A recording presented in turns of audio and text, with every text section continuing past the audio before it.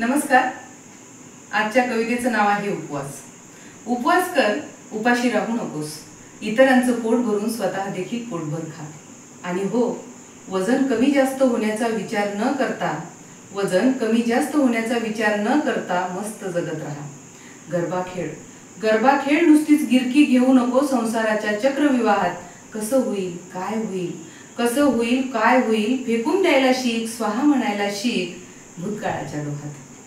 सप्तशतीचे पाठ करशील 18 कर 21 कर, पण स्वतःचे अधिकार आत्मभान याचे देखील दिवसातून एकदा तरी स्मरण कर। कसा मारला ग महिषासूर चंड मुंड रक्तबीज आदी शक्तीने तिच्या केसालाही धक्का लागू न देता। म्हणून शक्ती गमावण्यापेक्षा शक्ती कमवायला शिक। षडरिपूच काय कुणाच्या तिरप्या नजरेलाही घालू नकोस भीक। 9 रंग 9 साड्या नेसत राहा, स्वतःमधल्या खोड्या आणि इतरांचे सद्गुण वेचत राहा। जोगवा दे स्वरक्षणाचा आणि स्वतःसाठी लढण्याची हिंमत देखील मागत राहा। पोत खेळताना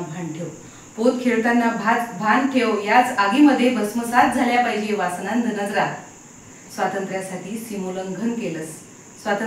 सीमोल्लंघन केलंस, पण तुला तोडता आल्या पाहिजे नोकरीच्या बेड्या आणि साजरा करता आला पाहिजे दसरा। 5 नाही 7 नाही 50 कुमारिकांना जेवायला घाल। 5 नाही 7 नाही 50 कुमारिकांना जेवायला घाल, पण याच बरोबर चांगला स्पर्श, वाईट स्पर्श आणि विषारी जगापासून वाचण्याचं ज्ञान देखील तिच्या ओटीमध्ये घाल। सरस्वती विद्येची देवी असूनही तिच्या लेकीला शिक्षण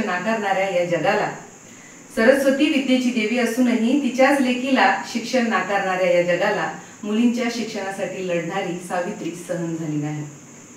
पण कुठल्याही देवतेशिवाय सावित्रीनेच दिलं तुझ्या हातामध्ये शिक्षणाचं अस्त्र, हे मात्र आजन्म विसरू नकोस। परडी भरू नकोस ग इतरांच्याच अपेक्षांची, तुझ्या इच्छांची ही पूर्णाहुती करायला शिक। तुझा उदो करून तुला महान बनवणाऱ्या जगाच्या हाका सावधपणे ऐकायला शिक। आणि बघ जमलंच तर जगाला पटवून दे, बाया मुली या देवी नाहीत। बाया मुली देवी नाहीत, माणसं आहेत हो तुमच्या आमच्यासारखीच। भगवतीचा अंश असणाऱ्या माझ्या प्रत्येक बाई तुला खरंच सांगते, तुझ्याशिवाय या ब्रह्मांडामध्ये शक्तिशाली कुणीच नाही।